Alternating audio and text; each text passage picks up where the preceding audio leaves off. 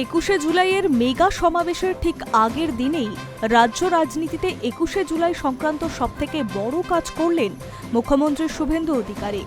রাজভবন বা বাইরের কোনো মঞ্চ নয়, একেবারে বিধানসভায় ১৯৯৩ সালের ২১শে জুলাইয়ের ঐতিহাসিক ঘটনার তদন্ত কমিশনের রিপোর্ট টেবিল করলেন তিনি। তৎকালীন মুখ্যমন্ত্রী মমতা বন্দ্যোপাধ্যায়ের গঠিত বিচারপতি সুশান্ত কুমার চট্টোপাধ্যায় কমিশনের সেই রিপোর্টের মূল অংশ পাঠ করে বিরোধী শিবির ও তৃণমূলের শীর্ষ নেতৃত্বকে একযোগে কাঠগড়ায় দাঁড় করালেন মুখ্যমন্ত্রী।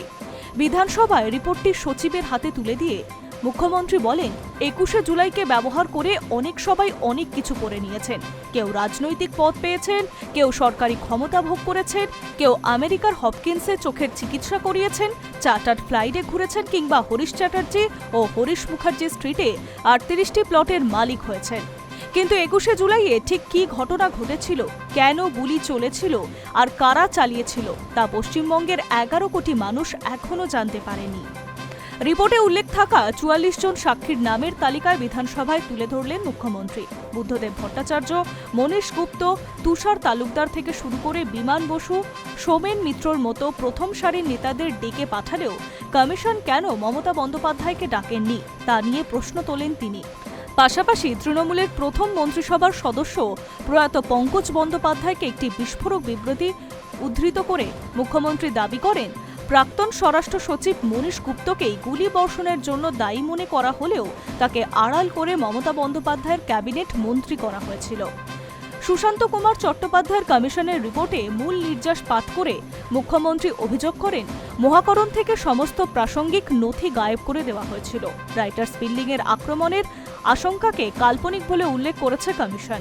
মেয়ো রোড, ডোরিনা ক্রসিং, এসপ্ল্যানেডে পুলিশি গুলি চালানো সম্পূর্ণ অপ্রয়োজনীয়, উস্কানিসহ অযৌক্তিক ছিল। এর পাশাপাশি তিনি বলেন, নথি নিখোঁজ হওয়া বা তথ্য সরবরাহ না করার বিষয়ে মমতা সরকারের ভূমিকা ছিল উদাসীন ও নেতিবাচক।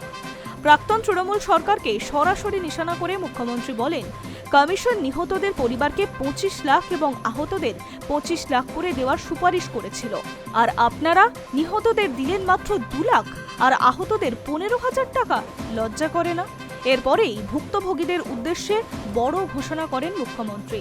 জানান, ক্ষতিগ্রস্ত পরিবারগুলি চাইলে পুলিশের নতুন করে এফআইআর করতে পারে। বর্তমান সরকার সব রকম আইনি সাহায্য দেবে। পাশাপাশি কমিশনের সুপারিশ মেনে মূল ক্ষতিপূরণের বাকি টাকা মুখ্যমন্ত্রীর ত্রাণ তহবিল থেকে মিটিয়ে দেওয়ার অঙ্গীকারও করেন তিনি।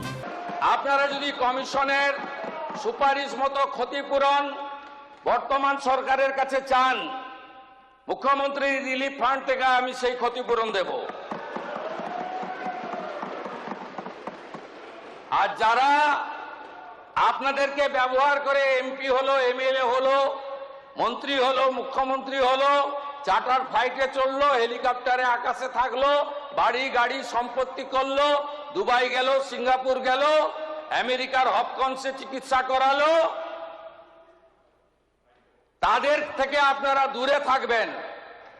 বক্তব্যের শেষে আমফানের ক্যাগ রিপোর্ট থেকে শুরু করে কোভিডের মেডিকেল সরঞ্জাম কেনার সমস্ত দুর্নীতি সম্পর্কিত রিপোর্ট একের পর এক বিধানসভার টেবিলে পেশ করেন, আম জনতার সামনে তুলে ধরে এবং হুঁশিয়ারিও দেন। সঙ্গে হুঁশিয়ারিও দিয়েছেন মুখ্যমন্ত্রী। High news network.